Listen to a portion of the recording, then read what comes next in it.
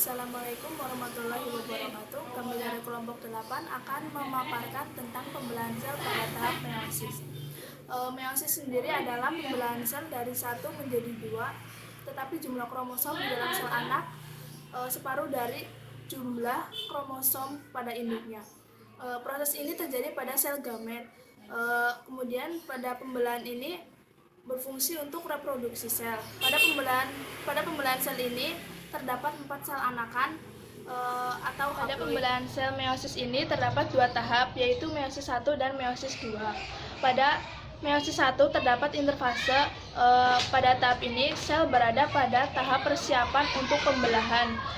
Persiapannya yaitu berupa penggandaan DNA dari 1 menjadi 2. Yaitu ada tahap profase 1.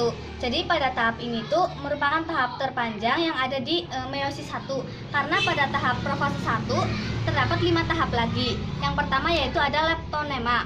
Jadi pada tahap leptonema ini benang-benang kromatin berubah menjadi kromosom yang mengalami kondensasi dan terlihat sebagai benang tunggal yang terlihat panjang.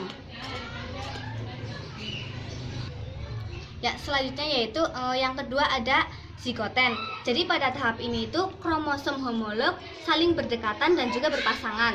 Yang ketiga ada tahap pakiten. Jadi di tahap ini itu tiap-tiap kromosom melakukan penggandaan menjadi 2 kromatid dengan sentromer yang masih menyatu dan belum membelah. Nah, tiap-tiap kromosom yang berpasangan ini mengandung 4 kromatid yang disebut dengan bivalen. Selanjutnya yaitu tahap diploiden. Pada tahap ini kromosom homolog terlihat saling menjauhi dan berbentuk X pada suatu daerah tertentu yang disebut kiasma. Kiasma itu merupakan bentuk persalingan 2 dari 4 kromatid suatu kromosom dengan pasangan kromosom homolognya. Di tempat ini terjadi crossing over. Nah, crossing over ini menyebabkan keanekaragaman gen pada suatu individu. Selanjutnya yaitu tahap diakinesis. Pada tahap ini terbentuk benang-benang spindel dari pergerakan dan 2 sentriol ke arah yang berlawanan. Pada tahap ini kromosom mulai bergerak ke bidang ekuator. Ya, ada meiosis 2. Dalam meiosis 2 terdapat beberapa tahap. Yang pertama ada profase 2, yaitu kromatid kembaran masih melekat pada sentromer kromosom. Yang kedua ada metafase 2.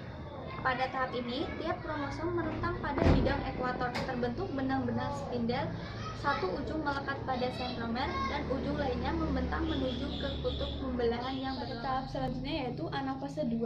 Nah, di sini benang spindel menarik kromatid ke kutub pembelahan. Nah, dari sini akibatnya kromosom memisahkan kedua kromatid dan bergerak menuju ke kutub yang berbeda. Kemudian dilanjutkan pada tahap telofase 2, dan ini merupakan tahap yang terakhir di mana kromosom telah mencapai kutub pembelahan. Hasil total dari inti adalah 4 inti. Tiap inti mengandung setengah pasang kromosom atau 1 salinan DNA.